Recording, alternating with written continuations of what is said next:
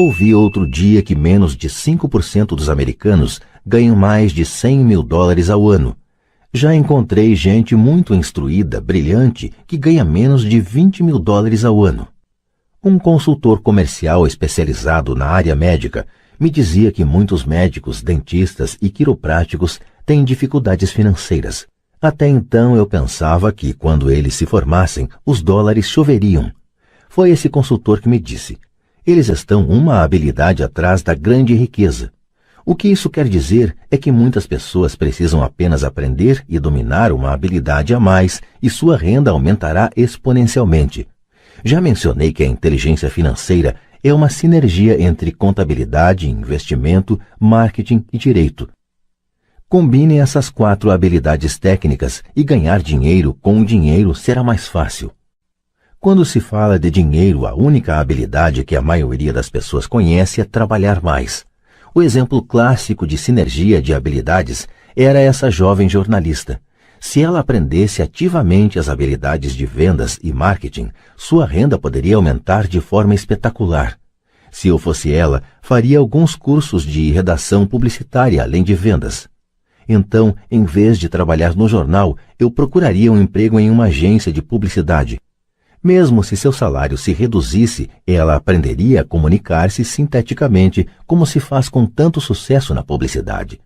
Ela também aprenderia relações públicas, uma habilidade importante. Aprenderia como obter milhões em publicidade gratuita. Então, de noite e nos fins de semana, ela poderia escrever seu grande romance. E quando este tivesse terminado, ela estaria mais apta a vender seu livro. E assim, em pouco tempo, ela poderia ser autora de best-sellers.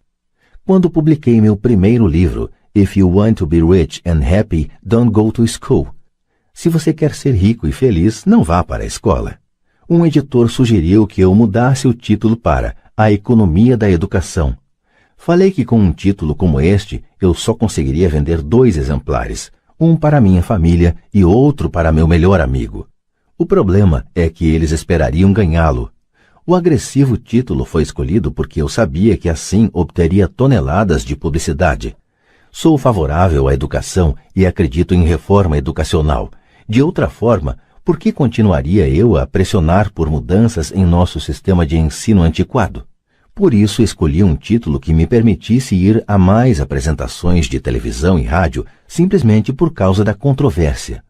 Muitas pessoas pensaram que eu era louco, mas o livro vendeu muito bem.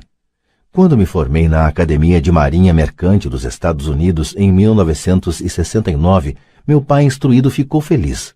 A Standard Oil da Califórnia me contratara para sua frota de navios-tanque. Eu era terceiro imediato e o salário era baixo em comparação ao de meus colegas, mas era um bom emprego para um recém-formado. Meu salário inicial era de cerca de $42 mil ao ano, incluindo as horas extras, e eu só trabalhava durante 7 meses. Tinha 5 meses de férias.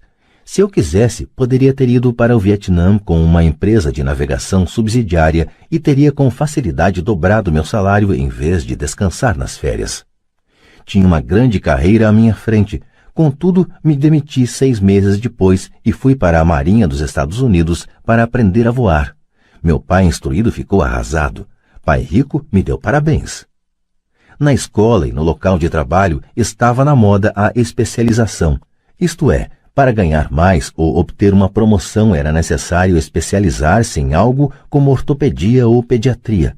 O mesmo se aplica a contadores, arquitetos, advogados, pilotos e outros. Meu pai instruído acreditava no mesmo dogma e ficou empolgado quando finalmente obteve um doutorado. Ele muitas vezes admitia que as escolas recompensam pessoas que estudam mais e mais a respeito de menos e menos. Pai rico me incentivava a fazer exatamente o oposto. Você precisa saber um pouco sobre várias coisas, era a sua sugestão. É por isso que durante anos trabalhei em diferentes áreas de suas empresas. Por um tempo, trabalhei no departamento de contabilidade. Embora eu provavelmente nunca chegasse a ser um contador, ele queria que eu aprendesse por osmose. Pai rico sabia que eu pegaria o jargão e o sentimento daquilo que é importante e do que não é importante. Também trabalhei como ajudante de garçom e como operário na construção, bem como em vendas, reservas e marketing. Ele estava preparando Mike e eu. Ele insistia em que nos sentássemos para assistir a seus encontros com diretores de banco, advogados, contadores e corretores. Queria que conhecêssemos um pouco sobre cada aspecto de seu império. Quando abandonei meu emprego bem pago na Standard Oil, meu pai instruído teve uma conversa séria comigo. Ele estava perturbado. Ele não podia entender minha decisão de largar uma carreira que oferecia salário alto, grandes benefícios, muito tempo de folga e oportunidades de promoção. Quando me perguntou certa noite por que você se demitiu, eu não consegui, por mais que tentasse, explicar para ele. Minha lógica não se encaixava com a lógica dele. O grande problema é que minha lógica era a lógica de meu pai rico. A segurança no emprego era tudo para meu pai instruído. Aprender era tudo para meu pai rico. Meu pai instruído pensou que eu tivesse ido para o curso para aprender a ser um comandante de navio. Pai rico sabia que eu estava lá para estudar comércio internacional. Enquanto estudava, fiz transporte de cargas, naveguei em grandes cargueiros, em navios de passageiro pelo Extremo Oriente e pelo Pacífico Sul. Pai rico me incentivava a navegar pelo Pacífico em lugar de ir para a Europa, porque sabia que as nações emergentes estavam na Ásia e não no velho continente. A maioria de meus colegas de turma, incluindo Mike, ainda participava de festas nas suas fraternidades, e eu já estudava comércio, gente, estilos de negócio e culturas no Japão, Taiwan, Tailândia, Singapura, Hong Kong, Vietnã, Coreia, Tahiti, Samoa e Filipinas. Eu também frequentava festas, mas não em fraternidades. Cresci rapidamente. Meu pai instruído não conseguia entender por que eu me demitira do emprego e entrara para a Marinha dos Estados Unidos. Disse-lhe que queria aprender a voar, mas realmente queria aprender a comandar tropas. Pai rico me explicara que a parte mais difícil da condução de uma empresa é a gestão de pessoas. Ele passara 3 anos no exército. Meu pai instruído tinha sido isento do serviço militar. Pai rico me falou do valor de aprender a liderar pessoas em situações difíceis. Liderança é o que você precisa aprender agora, dizia. Se você não for um bom líder, receberá um tiro pelas costas, como ocorre nos negócios. Ao voltar do Vietnã, em 1973, me desliguei embora adorasse voar. Consegui um emprego na Xerox Corporation. Fui para lá por uma razão, e esta não estava nos benefícios. Eu era bastante tímido, e a ideia de vender me parecia a coisa mais apavorante do mundo. A Xerox tem um dos melhores programas de treinamento em vendas dos Estados Unidos. Pai rico ficou muito orgulhoso de mim. Meu pai instruído ficou envergonhado. Sendo um intelectual, considerava que os vendedores estavam abaixo dele. Trabalhei na Xerox durante 4 anos até que superei o medo de bater as portas e ser rejeitado. Ao alcançar permanentemente um lugar entre os 5 maiores vendedores, me demiti e fui em frente, deixando atrás de mim outra grande carreira em uma ótima empresa. Em 1977, formei minha primeira empresa. Pai rico preparara Mike e eu para assumirmos empresas, de modo que agora eu precisava formá-las e pô-las a funcionar. Meu primeiro produto, uma carteira de nylon e velcro, era fabricado no Extremo Oriente e remetido a um armazém em Nova York, perto da escola que eu frequentara. Minha educação formal estava completa e era tempo de testar minhas asas. Se eu fracassasse, estaria falido. Pai rico achava que era melhor quebrar antes dos 30. Você ainda tem tempo de se recuperar, era seu conselho. Na véspera de meu 30º aniversário, a primeira remessa saiu da Coreia para Nova York. Hoje ainda faço negócios internacionais, e conforme me incentivou Pai rico, procuro os países emergentes. Minha empresa de investimentos opera na América do Sul, Ásia, Noruega e Rússia. Há um velho dito segundo o qual emprego é a sigla de quase quebrado. E, infelizmente, eu diria que isso se aplica a milhões de pessoas. Como a escola não acha que inteligência financeira seja inteligência, a maioria dos trabalhadores vive dentro de suas posses. Trabalham e pagam as contas. Há outra terrível teoria da administração que diz: os empregados trabalham apenas o suficiente para não serem demitidos e os empregadores pagam apenas o suficiente para os trabalhadores não irem embora. E se você observa a escala salarial da maioria das empresas, diria que há uma certa verdade na afirmação. O resultado líquido é que, em geral, os trabalhadores não progridem. Eles fazem o que foram ensinados a fazer, conseguir um emprego seguro. A maioria dos empregados se concentra em salários e benefícios que os remuneram a curto prazo, mas que são frequentemente desastrosos a longo prazo. Já eu recomendo aos jovens que procurem emprego pelas oportunidades de aprendizado, mais do que pelo que possam receber. É preciso ver que habilidades se deseja adquirir antes de escolher uma profissão específica e antes de cair na corrida dos ratos. Uma vez aprisionadas num processo permanente de pagamento de contas, as pessoas se tornam como os pequenos hamsters, correndo em suas gaiolas. Suas pequenas pernas peludas correm furiosamente, a roda gira furiosamente, mas dia vai, dia vem, elas ainda estão na mesma gaiola, grande emprego. No filme Jerry Maguire, com Tom Cruise, há grandes bordões. Talvez o mais memorável seja "Mostre-me o dinheiro", mas a outra frase que me parece mais verdadeira aparece na cena em que Tom Cruise está saindo da empresa. Ele acaba de ser demitido e pergunta para toda a empresa: "Quem quer me acompanhar?" E todos permanecem silenciosos e petrificados. Apenas uma mulher se levanta e diz: "Eu gostaria, mas daqui a 3 meses serei promovida." A afirmação é provavelmente a mais verdadeira de todo o filme. É o tipo de frase que as pessoas usam para continuar trabalhando de forma a pagar suas contas. Sei que meu pai instruído esperava por seu aumento anual e todo ano ficava desapontado. Então ele voltava a estudar para se tornar mais qualificado, de modo a poder ganhar outro aumento, mas novamente sofria uma decepção. Frequentemente pergunto às pessoas: para onde essa atividade diária está levando você? Como o pequeno hamster, duvido que as pessoas olhem para onde seu trabalho árduo as está levando. O que o futuro oferece? Cyril Brickfield, o antigo diretor executivo da Associação Americana de Aposentados, afirma que as aposentadorias privadas estão um caos. Em primeiro lugar, 50% da força de trabalho não contam atualmente com fundos de pensão. Apenas isso já deveria ser motivo de grande preocupação. E de 75% a 80% dos demais têm aposentadorias desprezíveis, que pagam $55 ou $150 ou $300 por mês. Em seu livro The Retirement Myth, o mito da aposentadoria, Craig S. Carpel escreve: visitei a sede de uma grande empresa nacional de consultoria especializada em aposentadorias e falei com uma diretora administrativa que planeja exuberantes planos para altos executivos. Quando lhe perguntei o que as pessoas comuns poderiam esperar receber como aposentadoria, ela disse com um sorriso confiante: "A bala de prata." "O que é?" perguntei a bala de prata. Ela deu de ombros.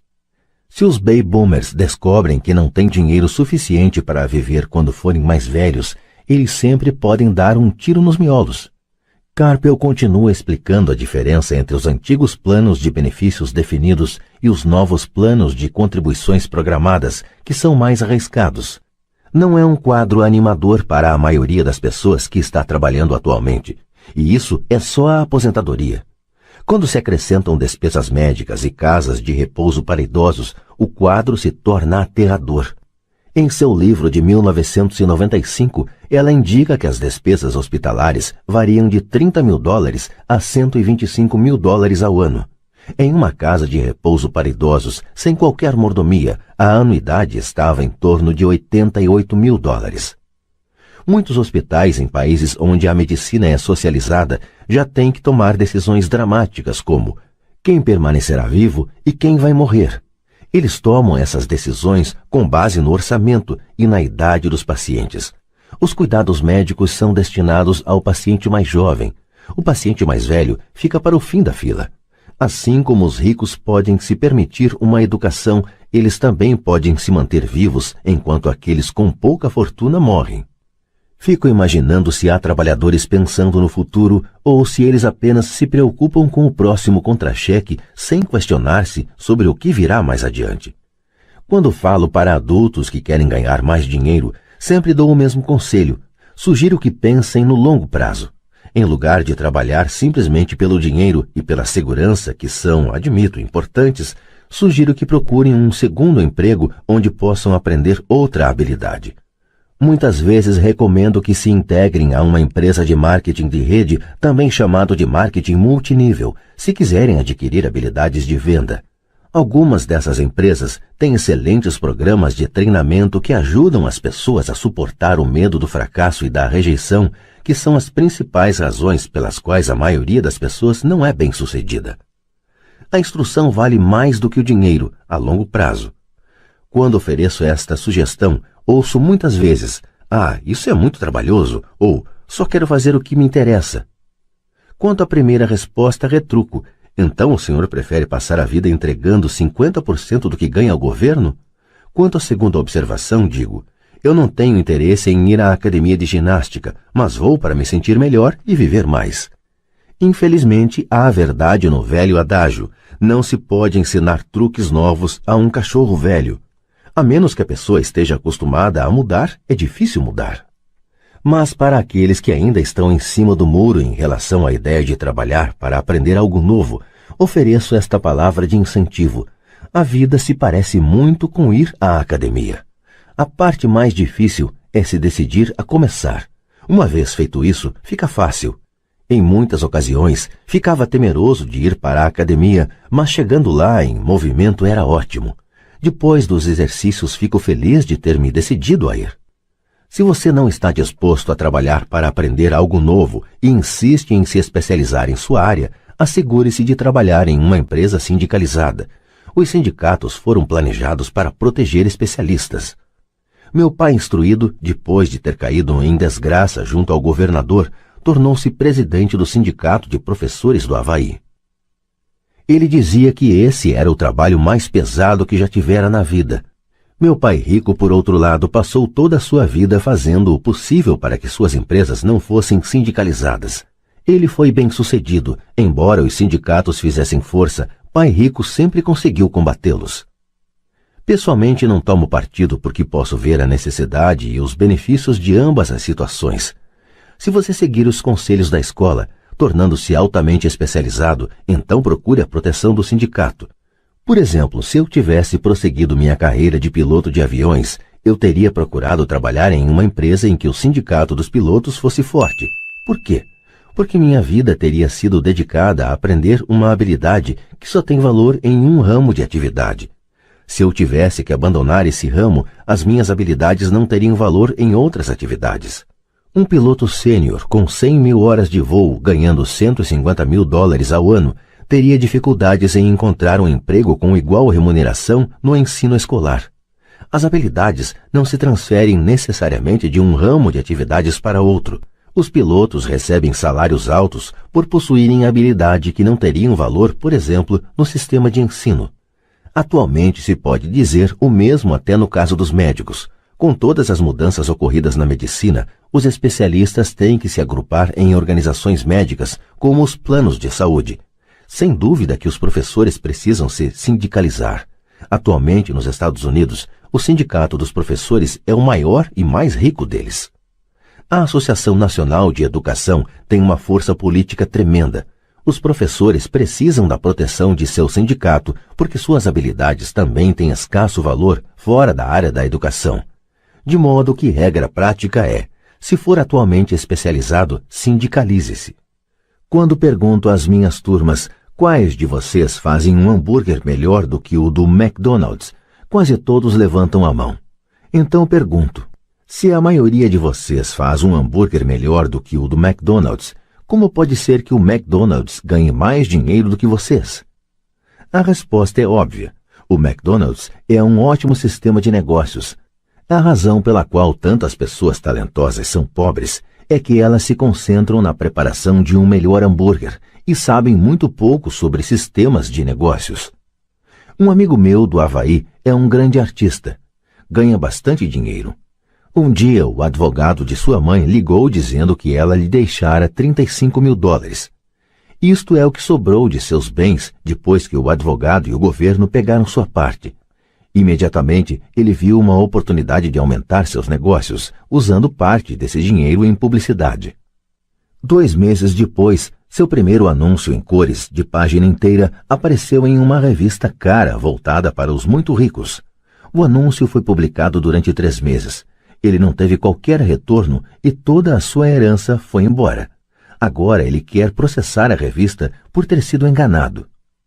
Este é um caso típico de alguém que pode fazer um belo hambúrguer, mas conhece pouco de negócios. Quando eu lhe perguntei o que ele tinha aprendido, sua resposta foi que publicitários são escroques. Então lhe perguntei se ele não gostaria de fazer um curso de vendas e outro de marketing direto. Sua resposta foi: não tenho tempo e não quero jogar dinheiro fora. O mundo está cheio de pessoas talentosas.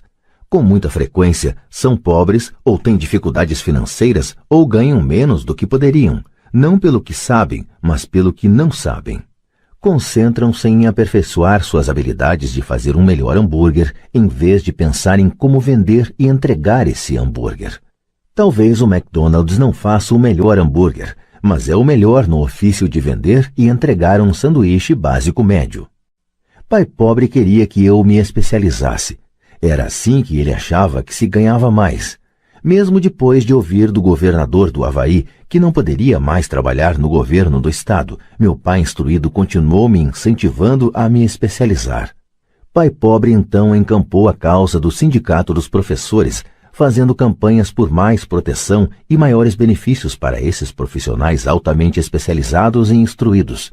Ele nunca entendeu que quanto mais especializado você se torna, mais você fica amarrado e dependente dessa especialização. Pai rico aconselhava Mike e eu a nos prepararmos. Muitas grandes empresas fazem o mesmo, procuram jovens recém-formados nas faculdades e começam a preparar essas pessoas para exercer um dia altos cargos na organização.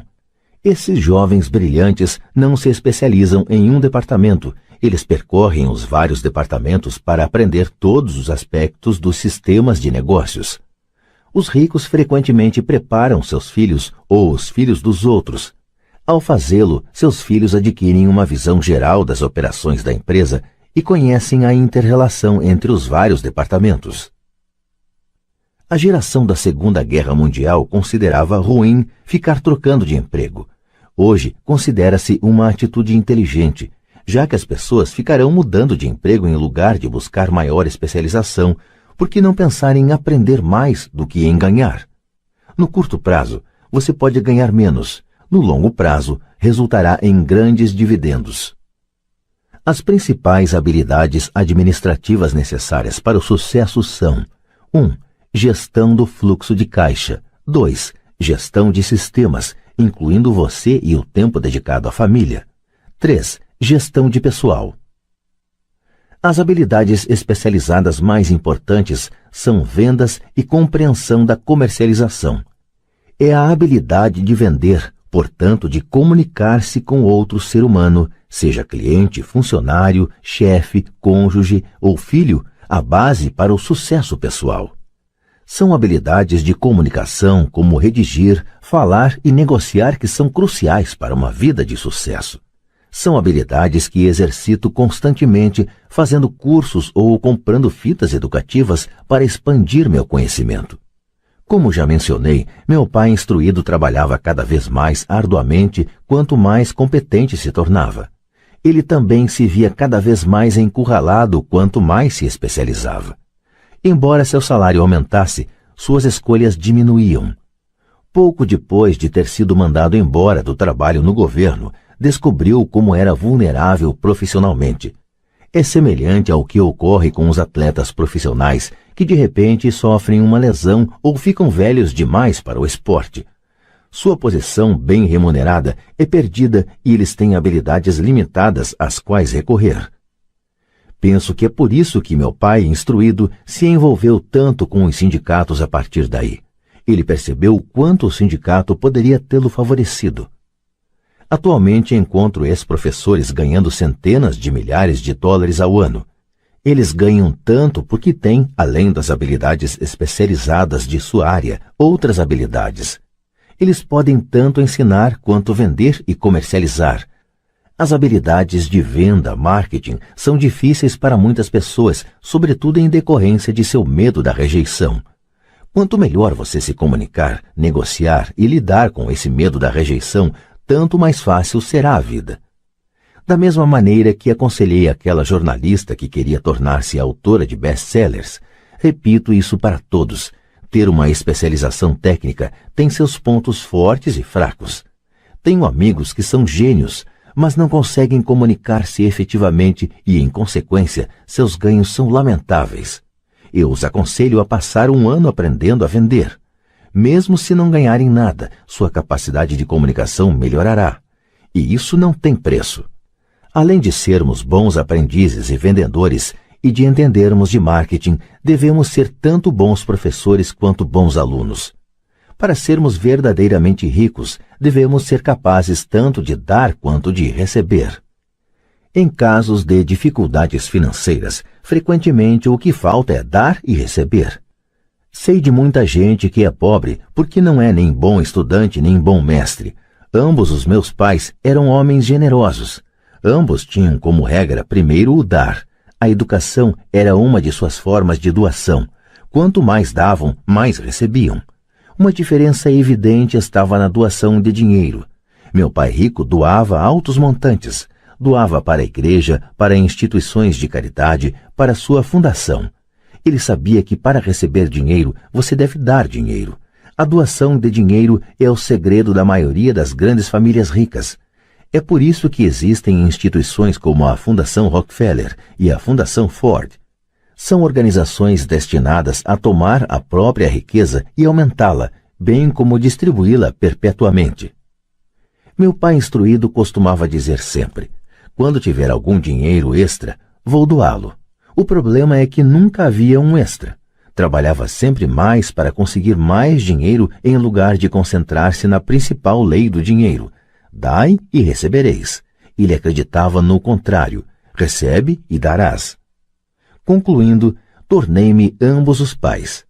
Uma parte de mim é um capitalista convicto que adora o jogo do dinheiro fazendo dinheiro. A outra é o do mestre socialmente responsável que está profundamente preocupado com o crescente hiato que separa os que têm dos que não têm.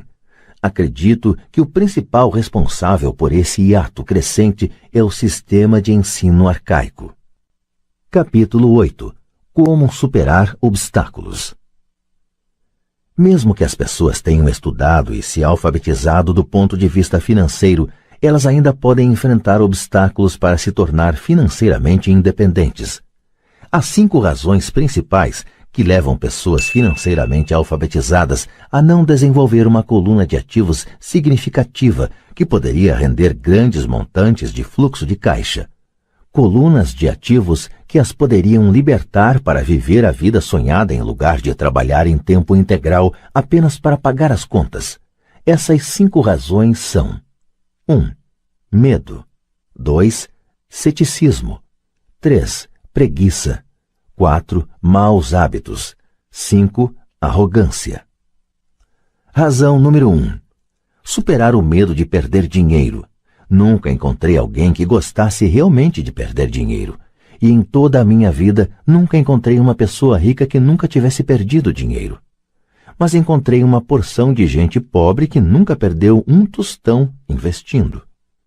O medo de perder dinheiro é real. Todo mundo tem, mesmo os ricos. Mas o problema não está no medo, está na maneira de lidar com as perdas. É a maneira de lidar com o fracasso que faz diferença na vida da gente. E isso serve para qualquer coisa, não apenas para o dinheiro. A principal diferença entre uma pessoa rica e outra pobre está em como elas lidam com esse medo. Não há nada errado em ter medo. É aceitável ser um covarde quando se trata de dinheiro. Você ainda pode ser rico. Somos todos heróis em algumas circunstâncias e covardes em outras. Uma amiga de minha esposa é enfermeira de um pronto-socorro. Quando vê sangue, entra em ação. Quando fala em investir, ela sai correndo. Quando eu vejo sangue, não fujo, desmaio. Meu pai rico entendia as fobias relativas ao dinheiro. Algumas pessoas têm pavor de cobra. Algumas pessoas têm pavor de perder dinheiro. Ambas são fobias, dizia. Sua solução para a fobia de perder dinheiro era um pequeno verso.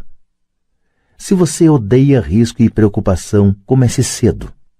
É por isso que os bancos aconselham iniciar o hábito da poupança desde a juventude. Se você começar jovem, será fácil ser rico. Não vou me estender sobre isso, mas há uma grande diferença entre pessoas que começam a poupar aos 20 anos e as que começam aos 30. Uma diferença apreciável. Disse que um dos assombros do mundo é o poder dos juros compostos. A aquisição da ilha de Manhattan é considerada uma das maiores pechinchas de todos os tempos. Nova York foi comprada por $24 em badulaques e contas de vidro. Contudo, se esses $24 tivessem sido investidos a juros de 8% ao ano, esses $24 estariam valendo mais de 28 trilhões em 1995. Manhattan poderia ser recomprada e ainda sobraria dinheiro para comprar boa parte de Los Angeles, especialmente com os preços de imóveis vigentes em 1995. Meu vizinho trabalha para uma grande empresa de computadores. Está lá há 25 anos. Em 5 anos, ele deixará a empresa com $4 milhões em seu fundo de pensão privado. O dinheiro está aplicado em fundos mútuos altamente rentáveis, que ele converterá em títulos e papéis do governo. Ao aposentar-se, ele estará com 55 e terá um fluxo de caixa de cerca de $300 mil ao ano, mais do que o seu salário atual. Isto quer dizer que é possível fazer, mesmo se você não quer perder ou odeia riscos. Mas precisa começar cedo e fazer um plano de pensão. Além disso, você deveria contratar um consultor financeiro em que confia antes de investir. Mas se não tiver muito tempo pela frente ou se quiser aposentar-se mais cedo, como você lida com o medo de perder dinheiro? Meu pai pobre não fez nada. Ele simplesmente evitava o assunto, recusando-se a discuti-lo. Pai rico, por outro lado, recomendava que eu pensasse como um texano. Gosto do Texas e dos texanos, falava. No Texas, tudo é maior. Quando os texanos ganham, eles ganham muito. E quando perdem, é espetacular. Eles gostam de perder? Perguntei. Não estou dizendo isso. Ninguém gosta de perder. Mostre-me um perdedor feliz e eu lhe mostro um fracassado, respondeu Pai Rico. É da atitude dos texanos em face do risco, da recompensa e do fracasso que estou falando. É como eles encaram a vida. Eles vivem grande. Não como a maioria do pessoal daqui, que vive como baratas quando se trata de dinheiro. Baratas com medo que alguém jogue um facho de luz em cima delas. Gente que se lamoria quando o empregado do armazém erra o troco por 20 centavos. Pai Rico continuou explicando. O que eu mais gosto é da atitude dos texanos. Eles se orgulham de ganhar e se gabam quando perdem. Os texanos têm um ditado: se você for quebrar, quebre em grande estilo. Você não vai querer admitir que quebrou por uma ninharia. A maioria das pessoas aqui tem tanto medo de perder que não tem sequer uma ninharia para perder. Ele falava constantemente com Mike e comigo que a maior razão da falta de sucesso financeiro era que a maioria das pessoas buscava segurança demais. As pessoas têm tanto medo de perder que elas perdem, costumava dizer. Fran Tarkenton, que foi um grande zagueiro do futebol americano, dizia isso de outra forma. Vencer significa não ter medo de perder. Ao longo de minha vida, observei que os ganhos em geral se seguem às perdas. Antes de aprender a andar de bicicleta, levei muitas quedas. Nunca encontrei um jogador de golfe que não tivesse perdido alguma vez uma bola. Nunca encontrei alguém apaixonado que nunca tivesse tido o coração despedaçado. E nunca encontrei ninguém rico que não tivesse perdido dinheiro. A maioria das pessoas não obtém ganhos financeiros porque a dor de perder dinheiro é maior do que a alegria de ficar rico. Outro ditado do Texas é: todos querem ir para o céu, mas ninguém quer morrer. Todos sonham em ser ricos, mas têm pavor de perder dinheiro. Então nunca se chegará ao céu. Pai Rico costumava contar para Mike e para mim histórias de suas viagens ao Texas.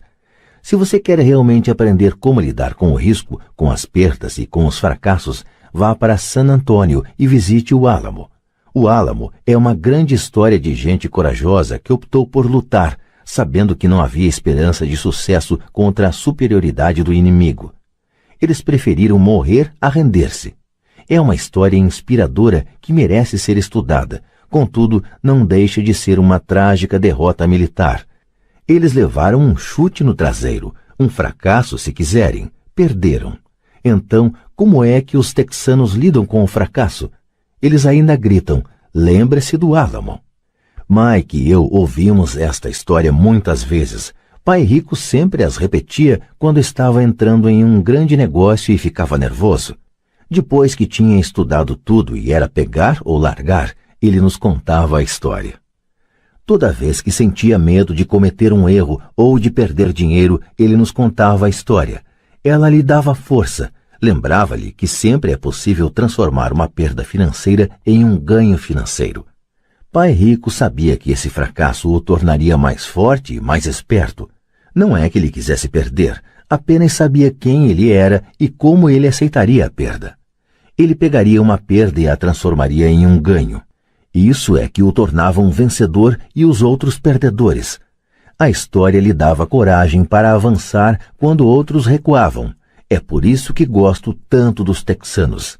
Eles pegaram um grande fracasso e o transformaram em uma grande atração turística que lhes rende milhões.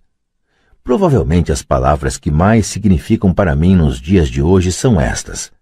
Os texanos não escondem seus fracassos, são inspirados por eles.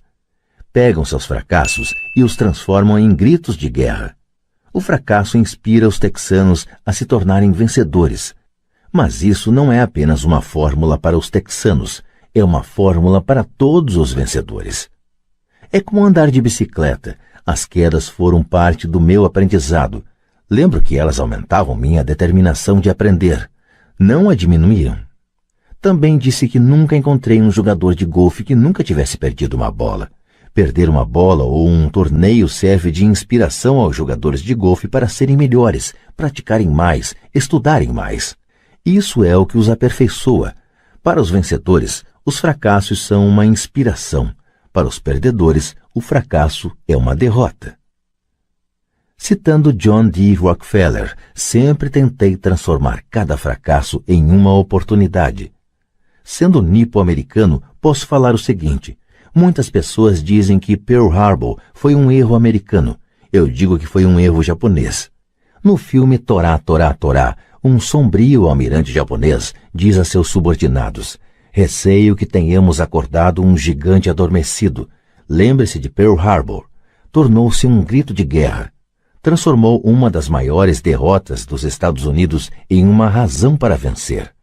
Esta grande derrota deu força aos Estados Unidos, que logo se transformaram em uma potência mundial. O fracasso inspira os vencedores, e o fracasso derrota os perdedores. É o maior segredo dos ganhadores. É o segredo que os perdedores não conhecem. O maior segredo dos vencedores é que o fracasso inspira a vitória. Por isso eles não têm medo de perder. Repetindo Frank Tarkenton, vencer significa não ter medo de perder. Pessoas como Tarkenton não têm medo de perder porque sabem quem são. Odeiam perder de modo que sabem que o fracasso apenas as incentivará a se tornarem melhores.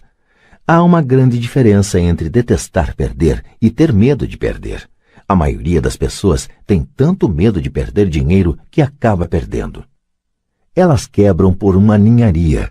Financeiramente, desejam segurança demais e têm um horizonte estreito.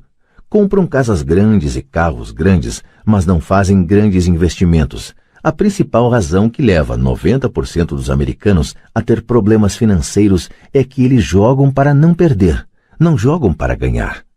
Eles procuram seus consultores financeiros, ou seus contadores, ou seus corretores e adquirem um portfólio equilibrado. Muitos aplicam altas somas em certificados de depósito, em títulos de baixo rendimento, em fundos mútuos e em poucas ações. É um portfólio seguro e inteligente, mas não é um portfólio vencedor. É o portfólio de quem não quer perder. Não me entenda mal, é provavelmente um portfólio melhor do que o da média da população, mas isso é apavorante. Um portfólio seguro é melhor do que nenhum portfólio. É um grande portfólio para quem adora a segurança. Mas buscar a segurança e o equilíbrio em seu portfólio de aplicações não é a forma como jogam os investidores bem-sucedidos. Se você tem pouco dinheiro e quer ficar rico, você deve estar focado, não equilibrado. Se você observar qualquer pessoa bem-sucedida, verá que no início elas não estavam equilibradas. Pessoas equilibradas não vão a lugar algum, ficam em um lugar. Para progredir é preciso, no início, de um desequilíbrio. Veja como você progride quando anda. Thomas Edison não estava equilibrado, estava focado. Bill Gates não estava equilibrado, estava focado. Donald Trump estava focado. George Soros estava focado. George Patton não distribuiu seus tanques por uma área ampla. Ele os focou e arrasou os pontos fracos da linha alemã. Os franceses se espalharam pela linha Maginot e você sabe o que aconteceu com eles. Se você tem algum desejo de ser rico, você deve focar. Pôr uma porção de ovos em umas poucas cestas. Não fazer o que fazem os pobres e a classe média. Põe poucos ovos em muitas cestas. Se você odeia perder, procure a segurança. Se perder o enfraquece, procure a segurança. Procure aplicações equilibradas. Se você tem mais de 25 anos e está apavorado em assumir riscos, não mude. Procure a segurança, mas comece cedo. Comece a formar suas poupanças cedo, porque vai levar tempo. Mas se você tem sonhos de liberdade, a primeira coisa a perguntar-se é: qual a minha reação ante o fracasso? Se o fracasso o inspirar a ganhar, talvez você deva seguir adiante, mas só talvez. Se o fracasso o enfraquece ou o leva ao desespero, como os garotos mimados que correm ao advogado para processar alguém toda vez que as coisas não saem do seu jeito, então procure a segurança. Fique com seu emprego. Ou compre títulos ou fundos mútuos. Mas lembre que esses instrumentos financeiros também têm seus riscos, mesmo sendo mais seguros. Digo tudo isso citando os texanos e Fran Tarkenton, porque aumentar a coluna de ativos é fácil. É realmente um jogo que não exige grandes atitudes, não exige muita instrução. A matemática do primeiro grau resolve. Mas aumentar a coluna de ativos é um jogo de atitude.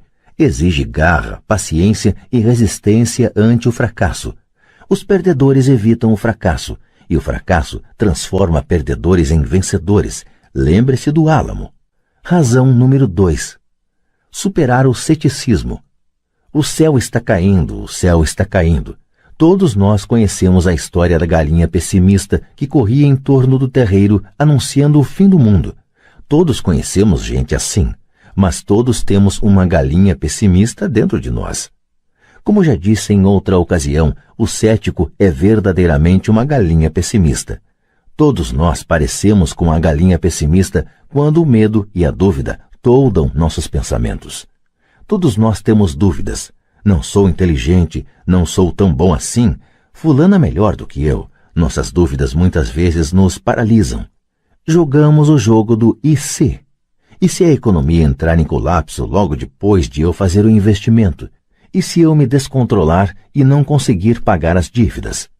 E se as coisas não funcionarem como planejado? Ou temos amigos ou pessoas amadas que nos lembram sempre nossas falhas.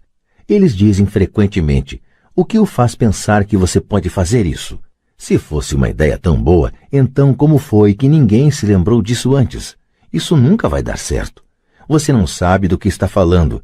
Essas palavras de dúvida muitas vezes calam tão profundamente que deixamos de agir. Um sentimento horrível aperta nosso estômago. Às vezes não conseguimos dormir. Não andamos para a frente, de modo que ficamos com a segurança e abandonamos as oportunidades. Observamos a vida passando por nós enquanto sentamos imobilizados com um frio no corpo. Todos já passamos por isso na vida, alguns mais do que outros. Peter Lynch, do Fidelity Magellan, um conhecido fundo mútuo, faz advertências sobre o céu que despenca como um ruído, e todos nós o ouvimos. O ruído pode ser criado dentro da nossa cabeça ou vir de fora, muitas vezes de amigos, familiares, colegas ou da mídia. Lynch lembra o tempo da década de 1950, em que a ameaça de uma guerra nuclear era tão comum no noticiário que as pessoas começaram a construir abrigos antinucleares e a estocar alimentos e água. Se elas investissem esse dinheiro sabiamente no mercado, em lugar de construir os abrigos, provavelmente teriam atingido a independência financeira nos dias de hoje. Quando explodiram os motins em Los Angeles há alguns anos, as vendas de armas aumentaram em todo o país. Uma pessoa morreu depois de ter ingerido um hambúrguer mal passado no estado de Washington e o Departamento de Saúde do Arizona determinou que os restaurantes preparassem somente carne bem passada. Uma empresa farmacêutica divulgou nacionalmente um anúncio de televisão mostrando pessoas gripadas. O anúncio foi divulgado em fevereiro. Os casos de gripe aumentaram, bem como as vendas do medicamento anunciado. A maioria das pessoas é pobre porque, quando se trata de investir, o mundo está cheio de pessimistas que correm gritando: o céu está caindo, o céu está caindo. E os pessimistas atingem seus objetivos porque todos somos um pouco pessimistas. Muitas vezes é necessário coragem para não permitir que rumores e anúncios de desastres afetem nossas dúvidas e medos. Em 1992, um amigo chamado Richard foi de Boston a Phoenix para visitar minha mulher e eu. Ele estava impressionado com o que tínhamos feito por meio de ações e imóveis. Os preços dos imóveis em Phoenix estavam deprimidos. Passamos 2 dias mostrando-lhe o que considerávamos excelentes oportunidades de geração de fluxo de caixa e de valorização de capital. Minha mulher e eu não somos verdadeiramente corretores imobiliários. Somos apenas investidores. Depois de identificar uma unidade em um condomínio de lazer, chamamos o corretor que a vendeu para Richard naquela mesma tarde.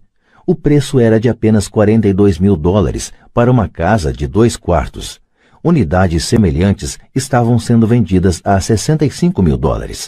Meu amigo achou que era uma pechincha, fechou o negócio e voltou para Boston. 2 semanas depois, o corretor ligou dizendo que meu amigo tinha voltado atrás. Liguei imediatamente para ele a fim de saber o que ocorrera. Tudo o que ele disse foi que falou com um vizinho e este lhe disse que era um mau negócio. O preço era alto demais. Perguntei a Richard se o vizinho era um investidor. Richard respondeu não. Quando eu lhe perguntei por que então lhe dava ouvidos, meu amigo partiu para a defensiva e simplesmente disse que preferia procurar um pouco mais. O mercado imobiliário de Phoenix se recuperou e por volta de 1994, aquela pequena unidade estava sendo alugada por $1.000 mensais, $2.500 nos meses de inverno. Seu valor alcançava, em 1995, $95 mil. Tudo o que Richard teria precisado era dar uma entrada de $5 mil e já teria dado o primeiro passo para sair da corrida dos ratos. Até hoje, ele não fez nada. E as pechinchas de Phoenix ainda estão aí, só que agora é preciso procurar bem mais. O recuo de Richard não me surpreendeu. É o chamado remorso do comprador e afeta a todos. São essas dúvidas que atrapalham. O pessimismo ganhou e perdeu-se uma chance de libertação. Outro exemplo. Uma pequena parte de meus ativos está aplicada em certificados de gravame de impostos, em lugar de certificados de depósitos. Assim, meu dinheiro rende 16% ao ano, o que sem dúvida é melhor do que os 5% que o banco oferece. Esses certificados são garantidos por imóveis e são estabelecidos por leis estaduais, o que também é melhor do que o que a maioria dos bancos oferece.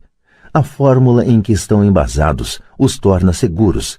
Eles só não têm liquidez, de modo que eu os considero certificados de depósito com prazo de 2 a 7 anos. Sempre que menciono para alguém, especialmente para aqueles que aplicam em certificados de depósito, que também aplico daquela forma, ouço dizer que se trata de uma opção arriscada.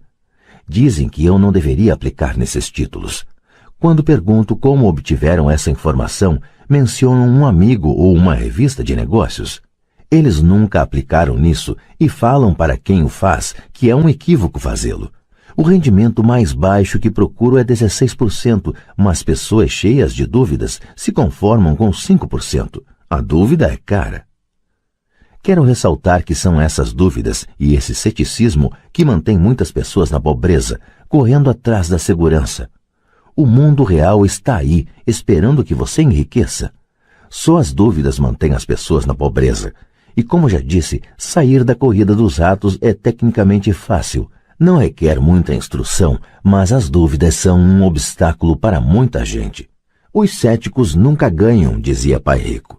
A dúvida não esclarecida e o medo criam o cético. Os céticos criticam e os vencedores analisam. Era outra de suas frases favoritas. Pai Rico explicava que a crítica cegava, enquanto a análise abria os olhos. A análise permitia que os vencedores vissem que os críticos eram cegos e que percebessem oportunidades que todos os demais não percebiam. E encontrar o que os outros não veem é a chave para qualquer sucesso. Os imóveis são uma poderosa ferramenta de investimento para quem esteja em busca da independência financeira. É um instrumento único. Contudo, sempre que menciono os imóveis como uma aplicação, ouço alguém dizer: não quero consertar vasos sanitários. Isso é o que Peter Lynch chama de ruído. É o que Pai Rico chamava de conversa de cético. Alguém que critica e não analisa. Alguém que deixa que suas dúvidas e medos fechem sua mente em vez de abrir seus olhos. Quando alguém fala: não quero consertar vasos sanitários, tenho vontade de retrucar. E o que o faz pensar que eu quero? Eles estão dizendo que um vaso é mais importante do que aquilo que eles querem. Eu falo de liberação da corrida dos ratos e eles pensam em vasos sanitários. Esse é o padrão de pensamento que mantém muita gente na pobreza. Criticam em vez de analisar. A chave de seu sucesso está nos não quero, dizia Pai Rico. Eu também não estou a fim de consertar vasos sanitários. Procuro sempre um bom administrador de imóveis que conserte os vasos. E ao encontrar um bom administrador que cuide bem dos imóveis, meu fluxo de caixa aumenta. Mais importante ainda, um bom administrador de imóveis me permite comprar ainda mais imóveis, pois não preciso me preocupar com o conserto dos vasos sanitários. Um bom administrador de imóveis é a chave para o sucesso com imóveis. Achá-lo é mais importante do que o próprio imóvel. Um bom administrador muitas vezes sabe de bons negócios antes dos corretores, o que os torna ainda mais valiosos. É isso o que o meu Pai Rico queria dizer quando falava: a chave de seu sucesso está nos não quero. Como eu também não quero consertar vasos, descobri uma forma de comprar mais imóveis e apressar minha saída da corrida dos ratos. As pessoas que continuam falando: não quero consertar vasos sanitários, muitas vezes se privam desse poderoso instrumento de investimento. Os vasos são mais importantes que sua liberdade. No mercado de ações ouço muita gente declarar: não quero perder dinheiro. Bom, o que os leva a pensar que eu ou qualquer outra pessoa gostamos de perder dinheiro? Eles não ganham dinheiro porque optam por não perder dinheiro. Em lugar de analisar, fecham suas mentes a outro poderoso meio de investimento, o mercado de ações. Em dezembro de 1996, estava passando com um amigo pelo posto de gasolina do bairro. Ele olhou e viu que o preço da gasolina estava aumentando. Meu amigo é um cara encucado, um pessimista. Para ele, o céu está sempre a ponto de cair, e, em geral, cai sobre sua cabeça. Quando chegamos em casa, ele me expôs todas as estatísticas que mostravam por que o preço do petróleo deveria aumentar nos próximos anos. Estatísticas que eu nunca vira antes, mesmo quando eu já tinha um substancial bloco de ações de uma empresa petrolífera. Com essa informação em mãos, comecei a procurar e achei uma nova empresa petrolífera que estava a ponto de descobrir algumas jazidas. Meu corretor ficou entusiasmado com essa nova empresa e eu comprei 15.000 ações por 65 centavos cada uma. Em fevereiro de 1997, enquanto escrevo este livro, o mesmo amigo e eu passamos pelo mesmo posto de gasolina e, de fato, o preço do combustível subira cerca de 15%. Novamente o pessimista se preocupou e se queixou. Eu sorri porque em janeiro desse mesmo ano o preço daquelas ações da pequena empresa petrolífera já valiam $3 cada uma. E o preço da gasolina deverá continuar aumentando se o que o meu amigo diz for verdade. Em vez de analisar, os pessimistas fecham suas mentes. Se a maioria das pessoas entendesse como uma ordem de stop funciona nos investimentos em ações, haveria mais gente investindo para ganhar do que para não perder. O stop é simplesmente um comando de computador que vende automaticamente suas ações se o preço começa a cair, ajudando-o a minimizar as perdas e a maximizar alguns ganhos. É uma grande ferramenta para aqueles que têm pavor de perder. Por isso, sempre que ouço pessoas preocupadas com os não quero em vez de pensar no que querem, sei que o ruído de suas cabeças deve ser grande. O pessimista se apoderou delas e grita: o céu cai e os vasos sanitários estão enguiçando. Assim, elas evitam seus não quero, mas pagam um preço alto. Nunca conseguirão o que querem na vida. Pai Rico me mostrou uma maneira de olhar o pessimista. Faça o que fez o Coronel Sanders. Com 66 anos de idade, ele perdeu seu negócio e começou a viver da aposentadoria da Seguridade Social. Não era o suficiente. Ele começou a percorrer o país tentando vender sua receita de galinha frita. Ela foi recusada 1009 vezes antes que alguém dissesse sim. E ele acabou se tornando um multimilionário em uma idade em que a maioria das pessoas está desistindo. Ele era um homem corajoso e tenaz, dizia Pai Rico a respeito de Harlan Sanders. Assim, quando você estiver em dúvida e um pouco receoso, faça o que o Coronel Sanders fez com sua galinha. Ele a fritou. Razão número 3. Preguiça. Pessoas ocupadas são, com frequência, preguiçosas. Todos nós conhecemos histórias do homem de negócios que trabalha arduamente para ganhar dinheiro. Ele dá duro para ser um bom provedor de sua mulher e de seus filhos. Ele passa longas horas no escritório e leva trabalho para casa nos fins de semana. Um dia, ao chegar em casa, encontra-a vazia. Sua esposa foi embora com as crianças. Ele sabia que estava tendo problemas com a esposa, mas em vez de esforçar-se em fortalecer a relação, ele se dedicou ao trabalho. Desiludido, seu desempenho no emprego declina e ele é demitido. Hoje em dia, encontro frequentemente gente muito ocupada para cuidar de sua riqueza, e há pessoas muito ocupadas para cuidar da própria saúde. A causa é a mesma. Estão ocupadas e continuam ocupadas como forma de evitar algo que não desejam enfrentar. Ninguém precisa lhes dizer isso. No seu íntimo, elas sabem. De fato, se você falar sobre o assunto com elas, elas respondem muitas vezes com raiva ou irritação. Se não estão ocupadas com o trabalho ou com as crianças, muitas vezes estão ocupadas assistindo à televisão, jogando golfe ou fazendo compras. Contudo, lá no fundo sabem que estão fugindo de algo importante. Essa é a forma mais comum de preguiça. A preguiça mantendo-se ocupado. E qual é a cura para a preguiça? A resposta está em um pouco de ambição. Muitos de nós fomos educados pensando que a ambição ou a ganância é algo ruim. Pessoas gananciosas são más, dizia minha mãe. Contudo, todos nós temos o desejo de possuir coisas belas, novas ou empolgantes. Para manter essa emoção de desejo sob controle, muitas vezes os pais encontram formas de suprir esse sentimento com culpa. Você só pensa em você mesmo, não sabe que tem irmãos e irmãs? Era uma das frases favoritas da minha mãe. Ou, você quer que eu compre o que para você? Repetia meu pai. Você pensa que fabricamos dinheiro?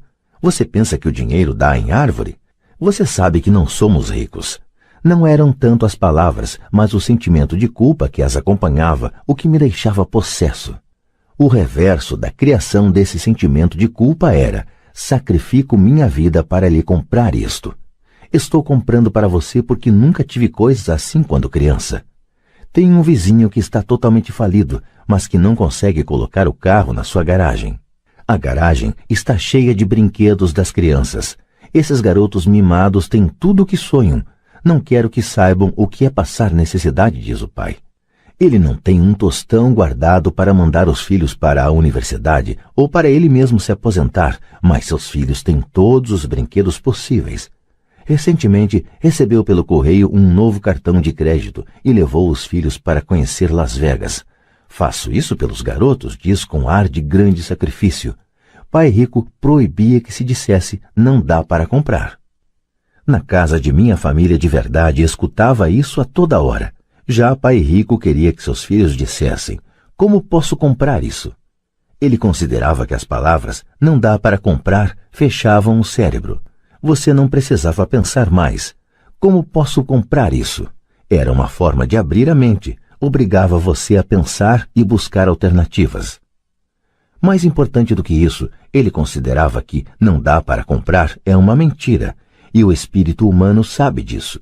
O espírito humano é poderoso, muito poderoso, dizia. Quando sua mente preguiçosa repete não dá para comprar, uma guerra se estabelece dentro de você. Seu espírito se enfurece e sua mente preguiçosa deve defender a mentira dita. O espírito grita, vamos para a academia fazer exercícios. E a mente preguiçosa responde, estou cansada, trabalhei muito hoje. Ou o espírito humano diz, estou cansado de ser pobre. Vamos sair daqui e enriquecer. E a mente preguiçosa fala, pessoas ricas são gananciosas. Além disso, dá muito trabalho, não é seguro, posso perder dinheiro. Do jeito que está, já trabalho muito. Já tenho que fazer coisa demais no emprego. Veja o que tenho que fazer hoje à noite. O chefe quer que eu entregue de manhã. Não dá para comprar também traz tristeza, uma sensação de desamparo que leva ao desânimo e muitas vezes à depressão. Apatia é outra palavra que se aplica. Como posso comprar isso? Abre possibilidades, empolgação e sonhos. Pai Rico não estava tão preocupado com o que você queria comprar, mas esse como posso comprar isso fortalece a mente e dinamiza o espírito. Assim, raramente ele dava alguma coisa a Mike ou a mim. Em vez disso, perguntava, como você pode comprar isso? E isso incluía a mensalidade da universidade que nós tínhamos que pagar com nosso dinheiro. Não era o objetivo, mas o processo de atingir o objetivo que desejávamos, o que ele procurava passar para nós. O problema é que hoje sinto que milhões de pessoas se sentem culpadas por sua ambição. É um condicionamento que vem da infância. Elas desejam ter melhores condições que a vida oferece. A maioria foi condicionada, entretanto, a dizer subconscientemente, você não pode ter isso, ou você não conseguirá comprar isso nunca. Quando decidi sair da corrida dos ratos, havia uma questão simples. Como posso conseguir não voltar a trabalhar mais? E minha mente começou a disparar respostas e soluções. A parte mais difícil foi romper com os dogmas de minha família de verdade. Não podemos comprar isso, ou pare de pensar só em você, ou por que você não pensa nos outros? E outras expressões parecidas que se destinavam a criar culpa e suprimir minha ambição. Assim, como combater a preguiça? A resposta está em um pouco de ambição. É como diz aquela estação de rádio W2FM, o que há aí para mim? A pessoa precisa sentar e pensar, o que há aí para mim se sou saudável, sexy e tenho boa aparência? Como seria minha vida se eu nunca tivesse que voltar a trabalhar? O que seria de mim se eu tivesse todo o dinheiro de que preciso? Sem esse pouco de ambição, não há o desejo de ter algo melhor, de progredir. Vamos à escola e estudamos muito porque queremos algo melhor. Então, sempre que você se flagrar evitando algo que você sabe que deveria fazer, a única coisa a fazer é perguntar-se, o que há aí para mim? Seja um pouco ambicioso, é a melhor cura para a preguiça. Contudo, a ambição demais, como todo exagero, não é bom. Mas lembre-se do que Michael Douglas falava no filme Wall Street. A ambição é boa. Pai Rico falava de forma diferente. A culpa é pior do que a ambição, pois a culpa nos rouba a alma. E para mim, quem falou melhor foi Eleanor Roosevelt. Faça o que seu coração acha certo. De qualquer forma, você será criticado. Você estará perdido se fizer e perdido se não fizer. Razão número 4. Maus hábitos. Nossas vidas são mais um reflexo de nossos hábitos do que de nossa educação. Depois de ver o filme Conan, protagonizado por Arnold Schwarzenegger, um amigo falou, adoraria ter o corpo de Schwarzenegger. Vários caras concordaram. Ouvi dizer que antes ele era magro e fraco, acrescentou outro amigo. Também já ouvi isso, acrescentou outro. Dizem que ele malha todos os dias na academia. Aposto que sim. O quê? Exclamou o cínico do grupo. Aposto que é assim de nascença. Vamos mudar de assunto e tomar umas cervejas. Este é um exemplo de comportamento controlado pelos hábitos. Lembro-me de fazer perguntas a Pai Rico sobre os hábitos dos ricos. Em vez de dar uma resposta direta, ele tentou ensinar pelo exemplo como costumava fazer. Quando seu pai paga as contas dele? Perguntou Pai Rico. No início do mês, respondi. E sobra alguma coisa? Prosseguiu Pai Rico. Pouco, disse eu. É por isso que ele tem dificuldades, falou Pai Rico. Ele tem maus hábitos. Seu pai paga primeiro todos os outros. Ele paga a si mesmo por último, mas só se sobrar alguma coisa. O que em geral não acontece, comentei. Mas ele tem que pagar as contas, não tem? O senhor está dizendo que ele não deveria pagar as contas? Claro que não, disse Pai Rico. Acredito firmemente em pagar minhas contas no prazo. Só que eu pago a mim mesmo em primeiro lugar, mesmo antes de pagar ao governo. Mas o que acontece se o senhor não tiver dinheiro que chegue? Retruquei. O que o senhor faz então? A mesma coisa, prosseguiu Pai Rico. Primeiro pago a mim mesmo, mesmo se tiver pouco dinheiro. Minha coluna de ativos é muito mais importante para mim do que o governo. Mas, continuei, eles não vão atrás do senhor? Sim, se você não pagar, disse Pai Rico. Olhe, não estou falando para não pagar. Só que eu pago a mim mesmo primeiro, mesmo quando tenho pouco dinheiro. Mas como é que o senhor consegue isso? Disse eu. A questão não é como, a questão é por quê, replicou o Pai Rico. Ok, por quê? Motivação, falou o Pai Rico. Quem reclamará mais se eu não pagar, eu ou meus credores? Sem dúvida os credores gritarão mais alto, respondi a pergunta óbvia. O senhor não faria nada se pagasse a si próprio. Está vendo, depois de pagar a mim mesmo, a pressão para pagar meus impostos e os demais credores é tão grande que me obriga a buscar outras formas de renda. A pressão para pagar se torna uma motivação. Já tive empregos extras, comecei outros empreendimentos, negociei na bolsa, qualquer coisa para ter certeza de que esses caras não ficassem gritando comigo. Essa pressão me fez trabalhar mais, me obrigou a pensar, e tudo isso me tornou mais esperto e mais ativo no que se refere a dinheiro. Se eu deixasse para me pagar no final, não teria sentido as pressões e estaria quebrado. Quer dizer que é o medo do governo ou de outras pessoas a quem deve dinheiro que o motiva? Certo, disse Pai Rico. Você vê, o pessoal do governo é forte, os demais credores também. A maioria das pessoas se rende a esses tiranos. Elas pagam a eles e nunca se pagam a si próprias. Você conhece a história do fracote a quem atiram areia na cara? Abanei a cabeça afirmativamente.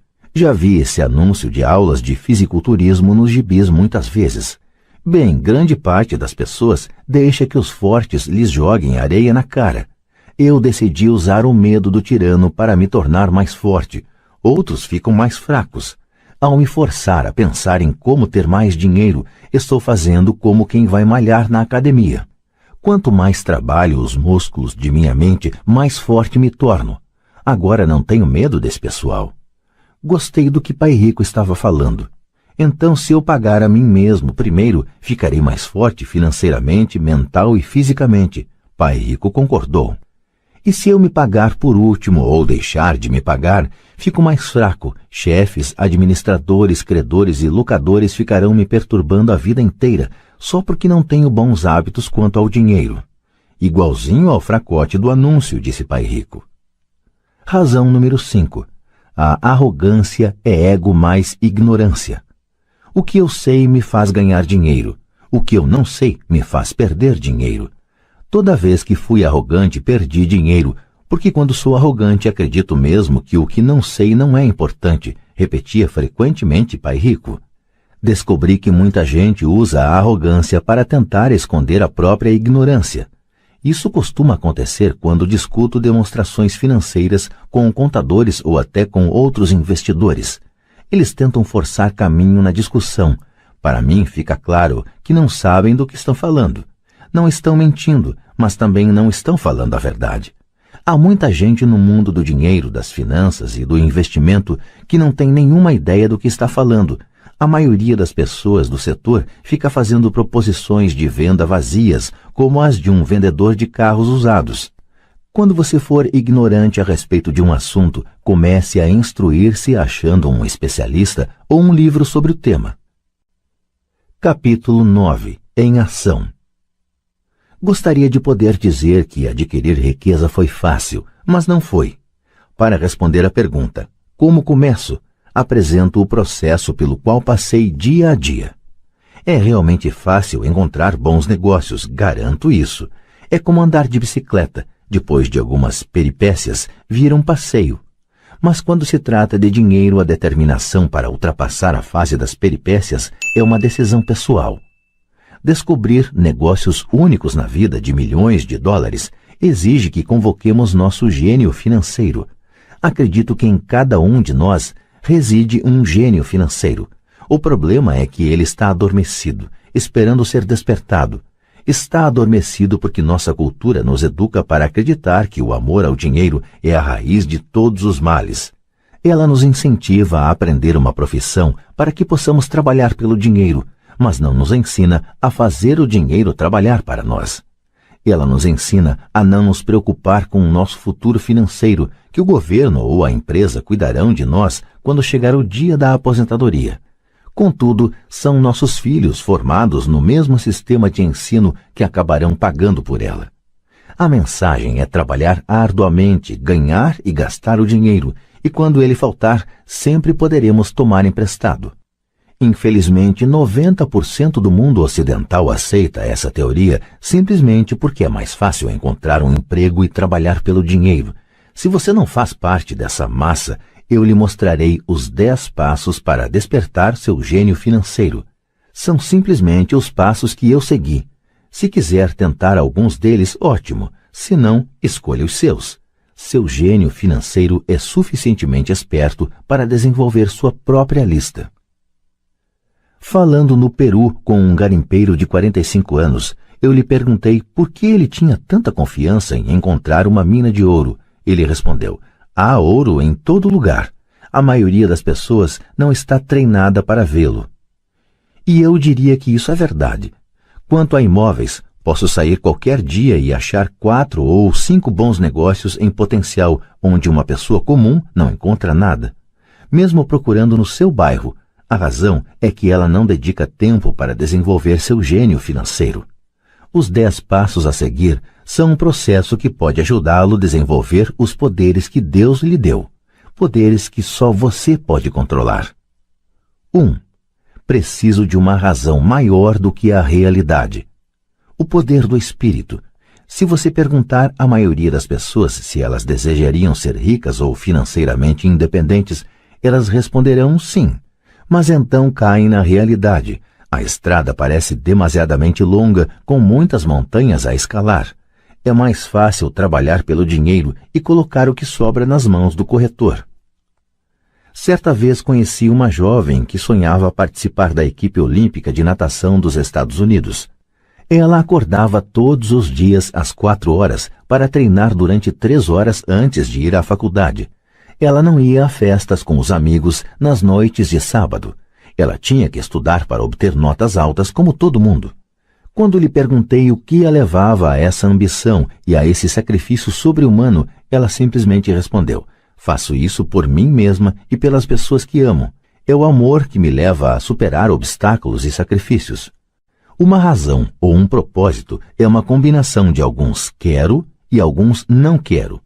Quando as pessoas me perguntam qual a razão que me levou a querer ser rico, digo que foi a combinação profunda e emocional dos quero e não quero. Listarei alguns. Primeiro, os não quero, pois são eles que criam os quero. Não quero trabalhar a vida inteira. Não quero o que meus pais aspiravam para mim, que era segurança no emprego e uma casa no subúrbio. Não quero ser um empregado. Odiava quando meu pai não assistia a meus jogos de futebol porque estava ocupado com sua carreira. Odiava ver meu pai trabalhando arduamente e o governo levando boa parte do que ele tinha obtido quando morreu. Ele não pôde nem mesmo deixar para os filhos aquilo pelo qual tinha trabalhado tanto. Os ricos não fazem isso. Eles trabalham arduamente e deixam um legado para seus filhos. Agora os quero. Quero ser livre para viajar por todo o mundo e viver o estilo de vida que gosto. Quero fazer isso ainda jovem. Quero ser simplesmente livre.